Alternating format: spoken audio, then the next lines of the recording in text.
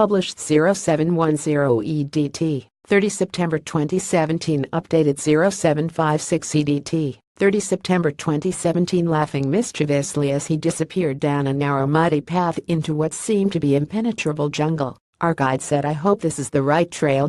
My husband Neil and I barely heard him against the roar of the river below, and the rain pelting our ponchos. The monsoon season, July and August, is not the most comfortable period to trek in the Himalayas of Nepal, but if you want to experience their raw power and have the place to yourself, there is no better time. We had booked our bucket list holiday to mark Neil's 60th birthday and chose the trek to Annapurna Base Camp ABC as it is categorized as moderate, so more suited to people of our age and fitness. In safe hands, Jane with Pratemba Sherpa. The 3-times Everest summiter is now 70 and officially retired from climbing 20 years ago. Even so, I was nervous.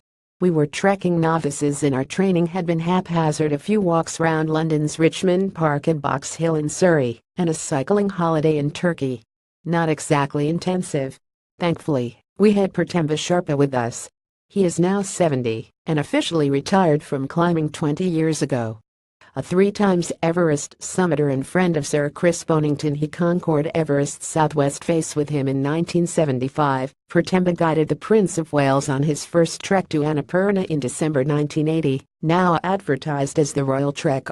Pratemba soothed our nerves by laughing, joking and even singing as he led us through rain-soaked jungle, past cascading waterfalls, and across rushing rivers.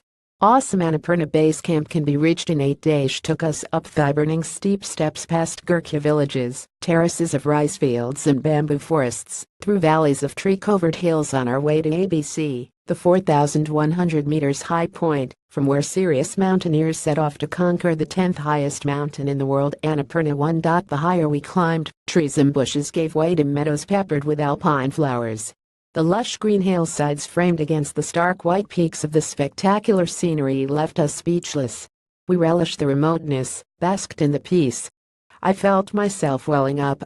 We were moved by the plaques placed in memory of those who had died scaling the great mountain beyond. Along the way, we met a few hikers, some traveling alone using the Maps.me app, others with guides. We joined a school teacher from Greece for part of the hike, who had hired a guide and was exploring the country on her own, and an older mother and daughter on their first holiday together. It was wonderful to walk in silence or stand and watch the clouds roll over the mountains and to experience the magic of this part of the world. Accommodation was basic, twin rooms and tea houses, with queues for the one shower and one loo.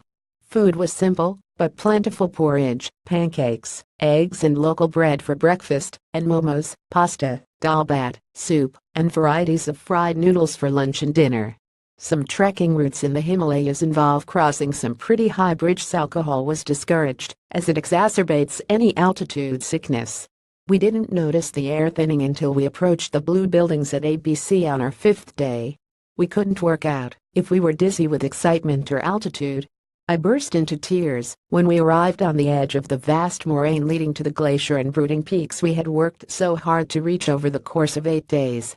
The lush green hillsides framed against the stark white peaks of the spectacular scenery left us speechless. We were moved too by the plaques placed in memory of those who had died scaling the great mountain beyond, and reminded of the hazardous way ahead by the line of hundreds of prayer flags strung out across the mountainside. Our challenge was nothing compared with what real mountaineers achieve, but we still felt proud of our trek.